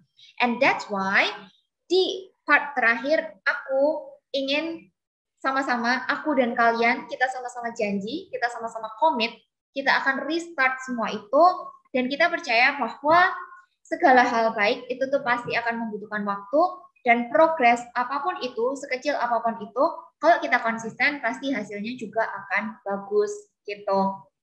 Nah, jadi itu materi yang bisa aku sampaikan. So hopefully it will be helpful for all of us. Dan ya semoga perjalanan investasi kita menyenangkan. Kita bisa melalui 2022 ini dengan baik dan banyak cerita indah yang bisa kita sharing bersama ke depannya gitu. Jadi itu materi dari aku kembalikan ke Kak Ibnu ya. Thank you.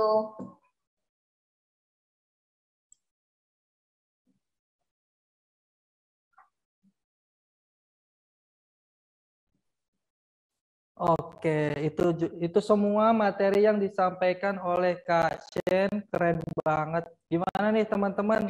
Iya, teman-teman ini materinya?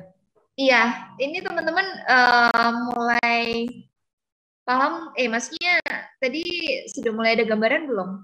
Atau malah jadi pusing, atau malah jadi bingung, atau gimana nih? Daging sekali katanya Kak Shen, materinya sangat bagus. Wah, bagus sekali ya teman-teman Iya, semua. semoga membantu ya teman-teman ya. Amin. Wah, itu dia teman-teman materi yang disampaikan oleh Kak Shen. Sangat-sangat bermanfaat dan juga keren banget.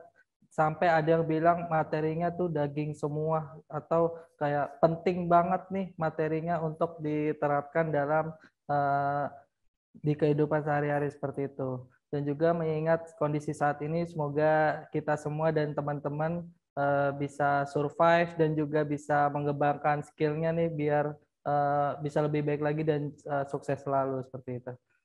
Oke, thank you Kak Shen. Untuk selanjutnya sesi Q&A mungkin Kakak admin bisa ditampilkan pertanyaan nih dari sobat sertifikasiku nih Kak Shen. Oke, boleh. Ini kayak yang milih dari Kak Ibnu atau gimana, nanti Kak? ditampilkan Kak di layar dari kita. Oke. Iya. Nah, ini dia nih pertanyaan yang pertama. Saya seorang lulusan diplomat atau D3 dan saat ini tengah bekerja sebagai PNS. Apakah saya bisa memiliki pekerjaan sampingan menjadi analisis? Silahkan dijawab Kak Shen. Oke. Aku izin jawab ya, dan pertama-tama aku appreciate gitu karena dengan profesi sekarang jadi seorang PNS masih kepikiran nih gitu, pengen jadi seorang analis gitu. Menurut aku setiap orang itu bisa jadi seorang analis gitu. Bahkan itu kenapa ada yang namanya independent research gitu, karena ya memang dia bekerja untuk dirinya sendiri, menganalisis perusahaan, menganalisis bisnis untuk keputusan investasinya. So basically jawabannya adalah bisa gitu, tapi mungkin kalau analis, benar-benar analis yang ada di sekuritas atau analis yang mungkin ada di lembaga tertentu, itu kan pasti ada tuntutan ya, pasti akan ada tuntutan. Mulai dari dia itu punya kayak cover sektor tertentu gitu. Jadi ada yang cover sektor properti, finansial, kemudian juga komoditas dan lain sebagainya gitu. Nah, itu kenapa menurut aku kalau seandainya dari kakak itu sudah profesi utamanya adalah PNS, mungkin agak berat kalau cabang lagi di mungkin freelance as an analyst gitu. Menurut aku simply mulai aja dulu dari independent research, buat keputusan investasi kakak sendiri gitu, menganalisis sendiri gitu. Dulu sebelum aku kerja di sekuritas sama di lembaga juga ya independent research buat diri sendiri ya. It works kok gitu. Oke, kalau begitu.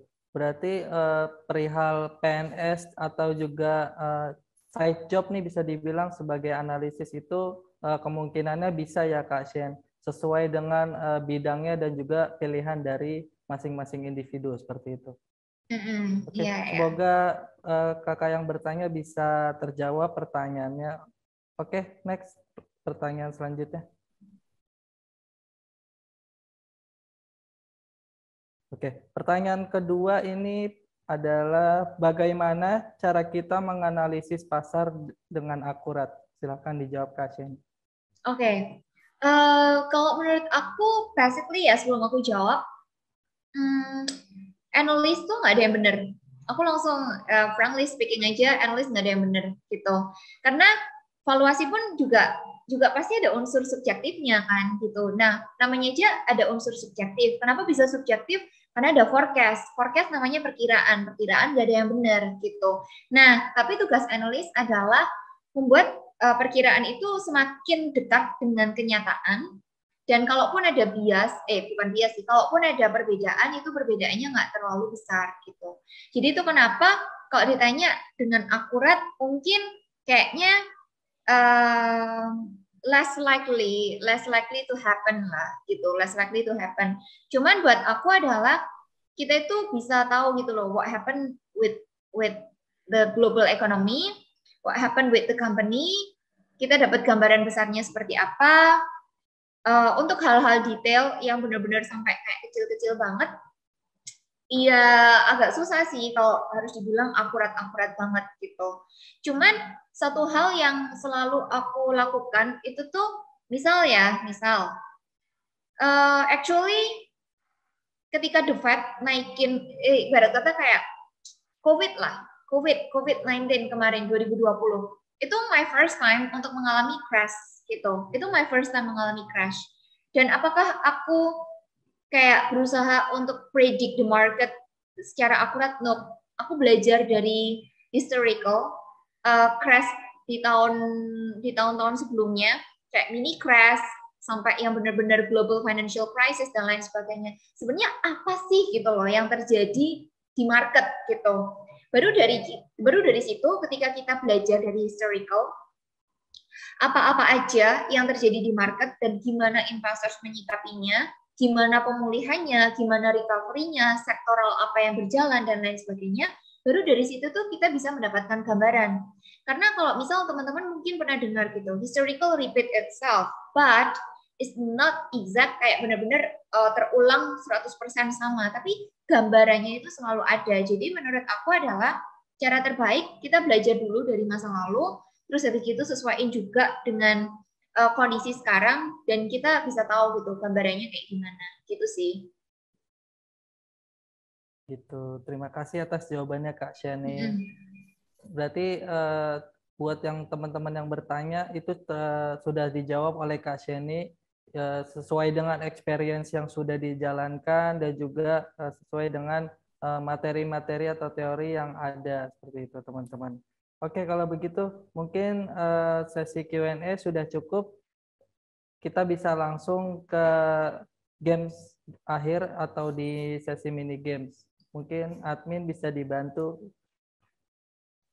teman-teman Ini tetap stay aku tune boleh ya. ikut game ya? Iya Kak Shen. Ini untuk sobat sertifikasiku nih. Ya,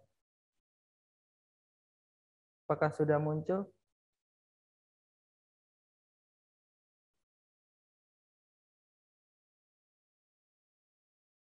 Pastikan teman-teman join semua ya ke dalam gamesnya.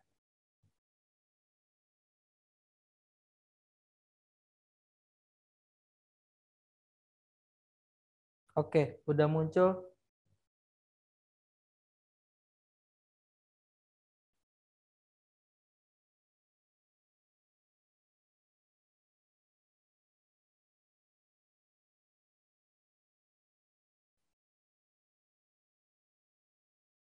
Untuk linknya mungkin bisa di-share di kolom chat.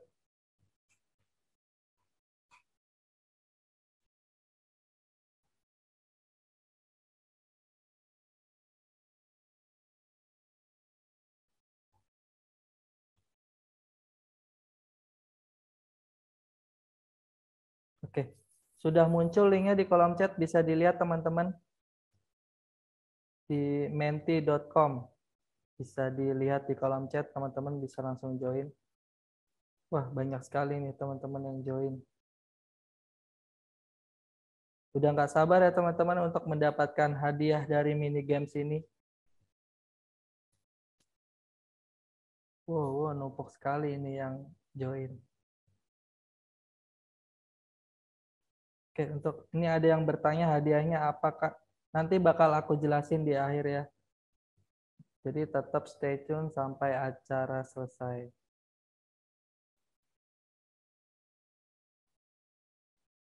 Oke, mungkin bisa dimulai aja, Kakak Atif.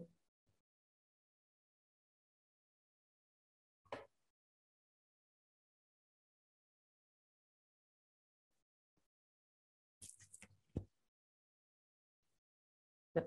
1, 2, 3. Bisa dimulai sekarang.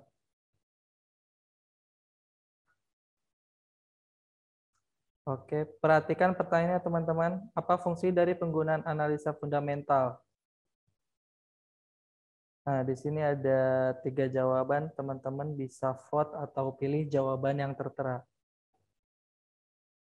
3, 2, 1. Time's up. Oke, jawabannya adalah untuk menilai kinerja keuangan.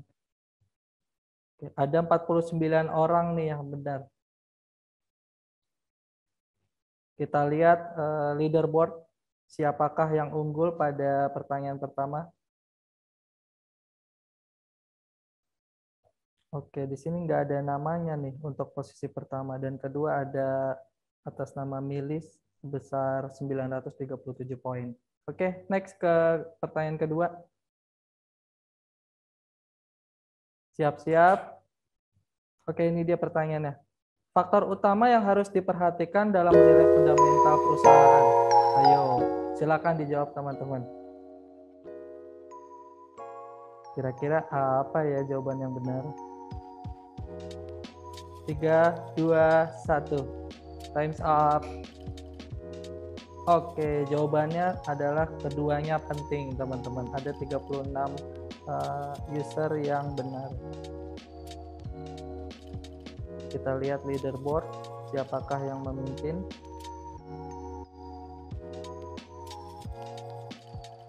Oke, pemimpinnya pada pertanyaan kedua adalah Nick RP dengan poin 1865. Next. Pertanyaan ketiga. Siap-siap ya teman-teman. Oke, ini dia. Penggunaan analisa fundamental biasanya untuk jangka waktu yang, ayo silakan dijawab. Kira-kira apa ya jawaban yang benar? 3, 2, 1. Time's up. Kita lihat. Wah, ada 58 orang yang benar. Jawabannya adalah jangka menengah dan jangka panjang.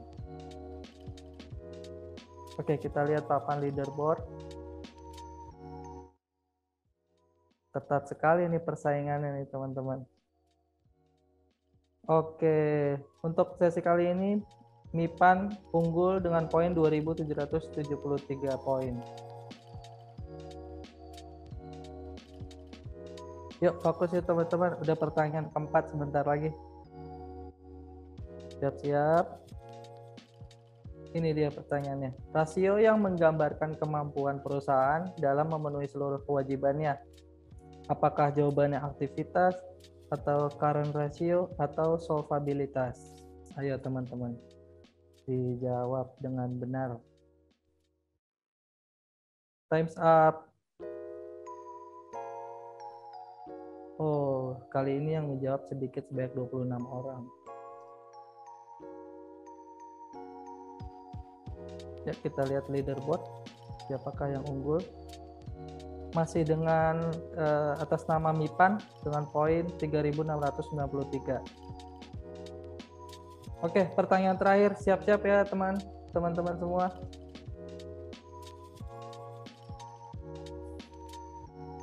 Analisis fundamental dibagi dalam 3 urutan tahapan analisis, yaitu, ayo, pasti teman-teman ada yang nebak nih.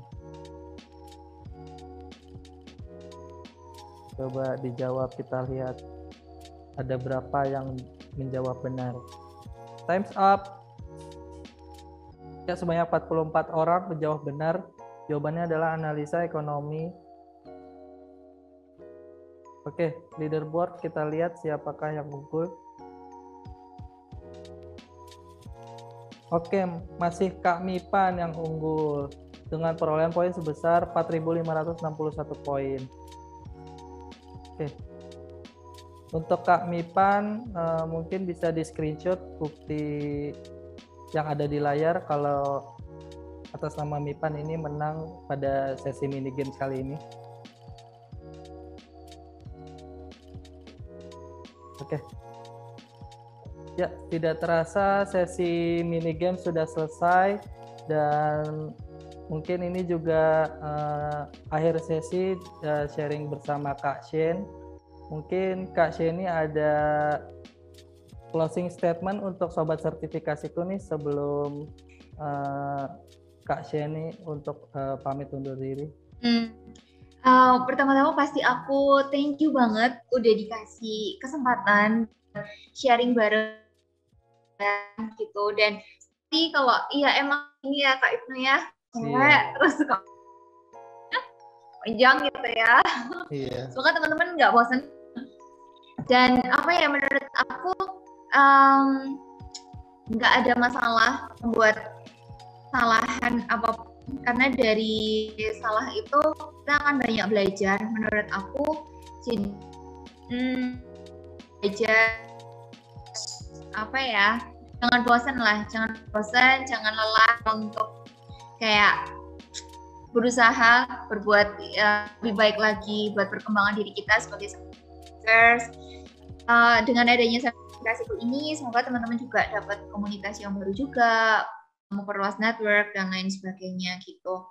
Mungkin buat saran aku ke depannya adalah itu sih, kayak kita harus siap gitu gejolak perjalanan investasi, dan semoga dengan adanya tadi sharing session tadi, teman-teman tuh bisa punya bekal awal, itu tuh awal banget gitu. Selebihnya aku percaya teman-teman punya mental yang kuat, punya niat yang kuat untuk terus berkembang gitu. Let's hope for the best, dan jumpa lagi di kesempatan berikutnya gitu sih Kak. Oke, baik. Terima kasih banyak Kak Sheni atas pemaparan materinya yang keren banget dan juga insightful nih buat sobat sertifikasiku semua. Dan juga semoga kita di lain waktu bisa bertemu kembali dan juga bisa sharing bareng nih sama sobat sertifikasiku. Oke, sebelumnya kita mau adain sesi foto bareng dulu dengan Kak Sheni. Teman-teman mungkin bisa on cam atau dinyalakan kameranya pada sesi foto bareng.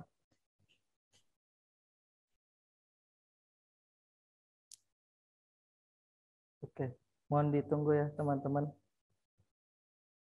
Ini tuh lipstick tebel banget, kok kayak lipstick loh Kak. Kak Sheni udah siap banget nih, antusias banget untuk hadir pada mini kelas Capital Market. Oke, kalau gitu mungkin udah ready ya teman-teman. Udah kan Kak Sheni? Kita hitung 1, 2, 3. Oke, sekali lagi mungkin gaya andalan sertifikasiku nih Kak dan sobat sertifikasiku semua, gaya kompeten, pasti udah pada tahu dong gayanya gimana. Oh, gini ya kalau nggak salah ya? Iya, betul banget. Oke, mungkin udah ready ya untuk pose seperti ini. Kakak admin bisa dibantu. 1, 2, 3. Oke. Sudah selesai untuk sesi fotonya. Terima kasih banyak sekali lagi untuk Kak Sheni atas semua materinya dan juga waktunya udah disempatkan hadir pada mengisi event kali ini Mini Kelas Capital Market. Semoga di lain waktu kita bisa bertemu kembali. Oke, Iya, terima kasih thank you. banyak Kak Iya, Sheni. Selamat jaga kesehatan malam. semuanya. Selamat malam. Oke, teman-teman sebelumnya jangan leave dulu karena kita ada absen di akhir sesi nanti. Pastikan kalian semua tetap stay tune dan absen karena absen menentukan kalian nih untuk menebus atau mendapatkan hadiah spesial dari sertifikasiku. Dan juga jangan lupa besok masih ada juga pemateri yang keren. Jadi nanti akan aku jelaskan kembali. Oke. Untuk selanjutnya ini aku mau menginfokan ada promo menarik nih atau hadiah spesial buat sobat sertifikasiku. Mungkin kakak admin bisa dibantu tampilkan apa sih promo atau hadiah spesialnya?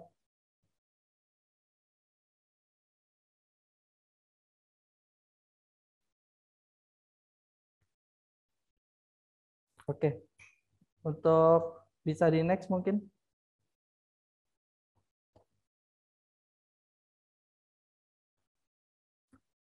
Oke, sudah muncul ya teman-teman.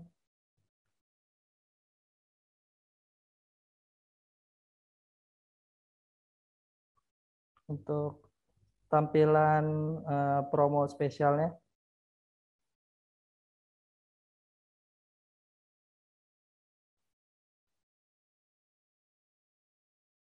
Oh iya, teman-teman jangan leave dulu ya, karena akan ada absen dan juga info menarik nih sebentar lagi akan saya sampaikan. Oke, di sini ada salah satu promo spesial buat sobat sertifikasiku, yaitu mendapatkan potongan harga sebesar 500.000 untuk mengikuti sertifikasi RSA, CRA, RTA, CSA, CRP, dan CIB seperti yang saya sebutkan sebelumnya. Dan juga untuk promo ini berlaku sampai 30 Juni.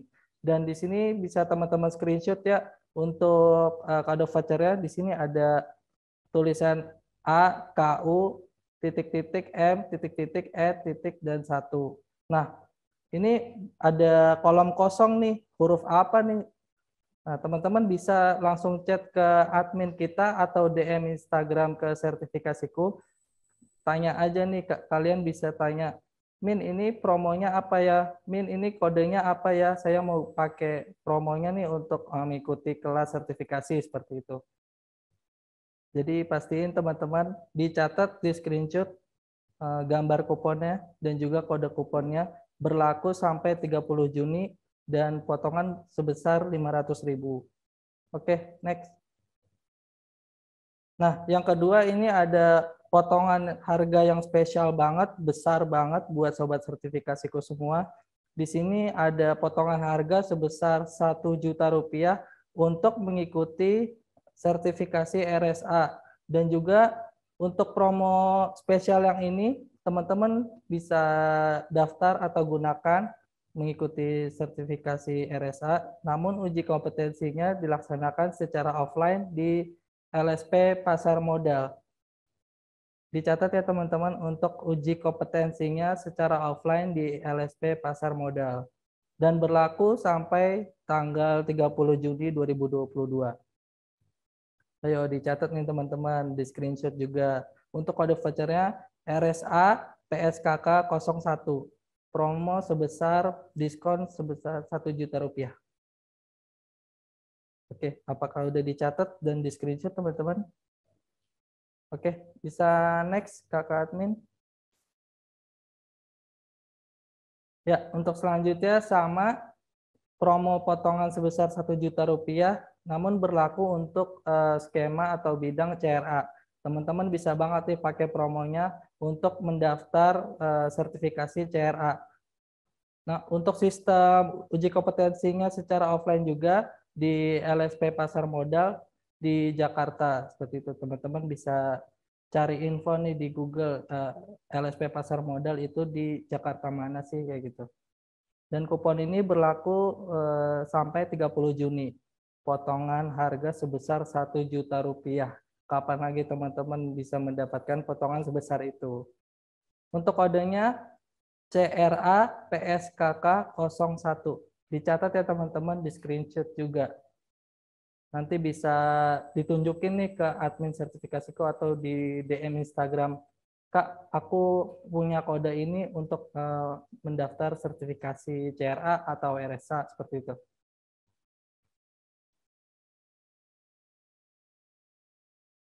Oke, kalau gitu itu dia semua promo atau kejutan spesial dari sertifikasiku buat sobat sertifikasiku semua. Semoga kupon ini bisa bermanfaat dan juga teman-teman bisa menjadi seorang yang kompeten di bidang pasar modal seperti itu. Oke. Terima kasih banyak teman-teman semua udah hadir pada mini kelas Capital Market hari kedua. Jangan lupa di hari ketiga atau esok hari akan ada speaker atau narasumber yang keren banget, yaitu Man Arul Hidayat. Beliau seorang financial planning dan budgeting officer di Serasi Auto Raya. Pastiin teman-teman bakal tetap hadir di mini kelas esok hari. Oke, kalau gitu teman-teman mungkin bisa absen, Kakak admin. Teman-teman bisa langsung absen di kolom chat, bisa dicek. Pastikan teman-teman absen semua ya, diisi form absennya. Karena absensi penting banget untuk benefit atau hadiah yang akan kalian dapatkan di akhir sesi nanti atau di hari keempat. Pastiin hadir sampai hari keempat. Oke, bisa dicatat link absennya atau bisa diklik. Di kolom chat teman-teman bisa dicek bit.ly/absensi_MCS June. Terima kasih banyak teman-teman sudah hadir pada mini kelas Capital Market hari kedua pada malam hari ini. Tadi sudah belajar banyak dan mendapatkan materi dari Kak Sheni. Dan juga ada beasiswa yang akan kalian dapatkan. Kemudian ada beberapa voucher promo diskon spesial buat sobat sertifikasiku.